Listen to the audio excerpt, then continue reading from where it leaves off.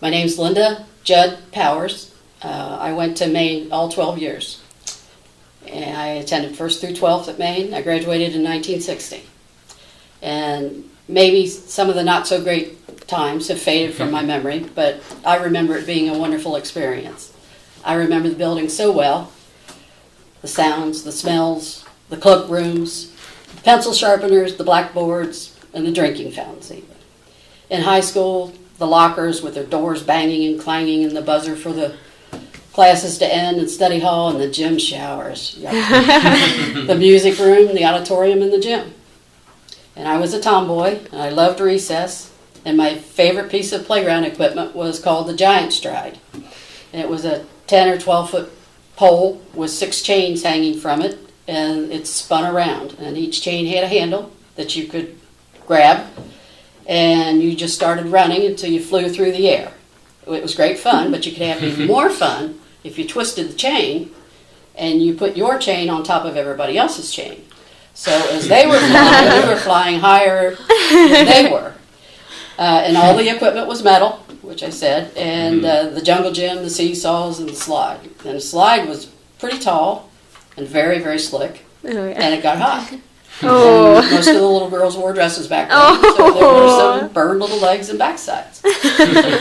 And one of the fun things, when probably junior high, there was a lady that lived across Lila Avenue that made candy. And at lunchtime, we would go over and buy candy from her. And she also made candy apples, which were my favorite.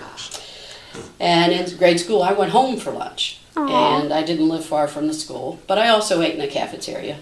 And I can still hear that atmosphere, too. The long lines, the trays banging, the food. I can still smell the food. Yeah, it's still the same way. The wooden chairs that Barbara talked about, and the teacher's table. We had a teacher's table, and they were always watching us, and the kids laughing and talking.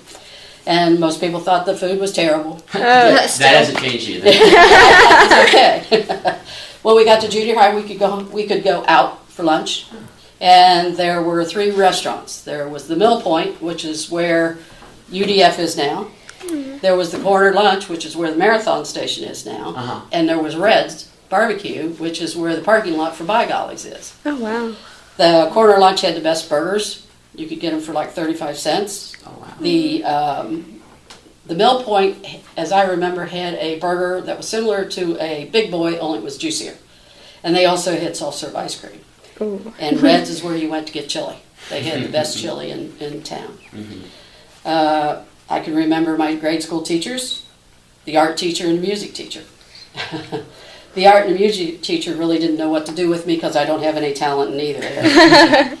I remember standing by the piano for Mr. Cook, and he would play a note and ask me to sing.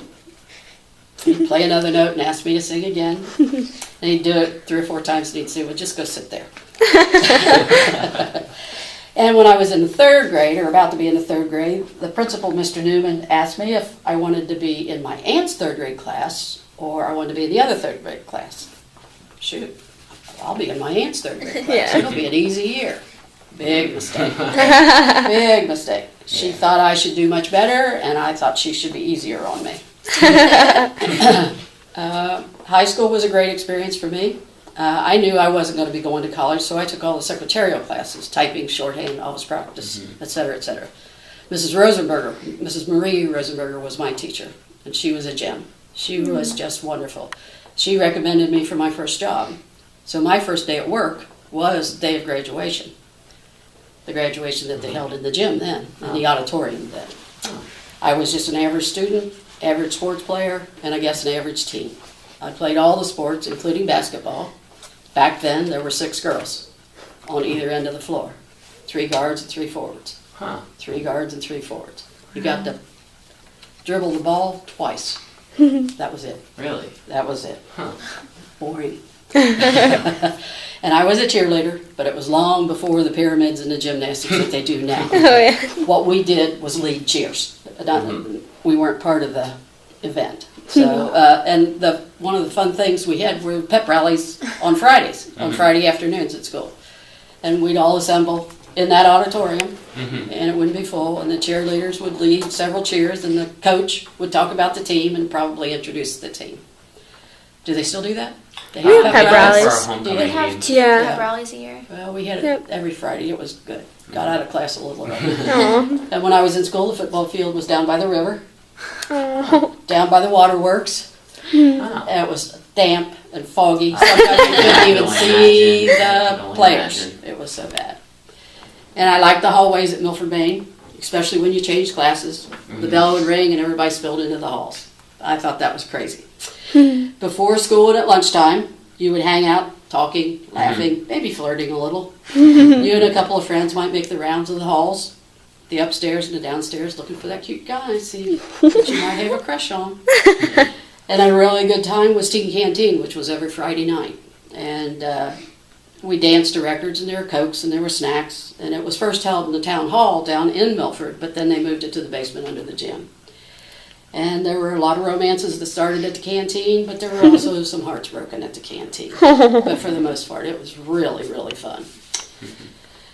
And I still have lifelong friends from Milford, Maine. The student body was small, and we knew everybody from all the classes. So your friends weren't just the ones in your class. They were from all the classes. And I might have been a little naive and might still be, but I have to think really hard to think of somebody that I don't like or didn't like in school. And then you can't talk about Maine in that era without talking about Mr. Cullop, the principal. He had a very stern look about him. But I believe he generally cared about the students and how they succeeded at Milford. Some of the kids ran afoul of him, and they paid the price, usually with swats or detention. But he was always fair with me, and I respected him very much.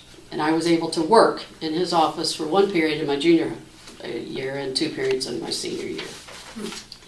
The proms were held at the Terrace Park Country Club. And then there were other dancers that throughout the year. We'd have a Sadie Hawkins dance where the girls asked the guys. The Fall Festival was a big dance that we had each year, and it was kicked off with a parade down through Milford, kind of like the version of the parade they have at first week in June. And it ended with the Fall Festival ended with a dance in the gym. And then either after the canteen or the football game or the basketball game or whatever, everybody went to the Frisch's Mainliner in Fairfax. Because there was no Frisch's in Milford.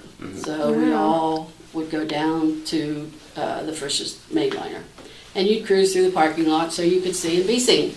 And the guys would clean and polish their cars to show them off. The fellas loved their cars back then. They had to be shiny and loud, and they had to have either flippers or Fiesta hubcaps. And the straight stretch between the Newtown Bridge and Terrace Park was one of several of the drag strips around the area. Not necessarily a legal drag strip. So all in all, my time at Milford, Maine was really great. And it's going to be hard to imagine that building not being there. Yeah. So I had a lot of fun there for many years. My husband also graduated from Milford in Oh, really? 1958, so he was a couple of years ahead of me. So that's about it. Yeah, thank you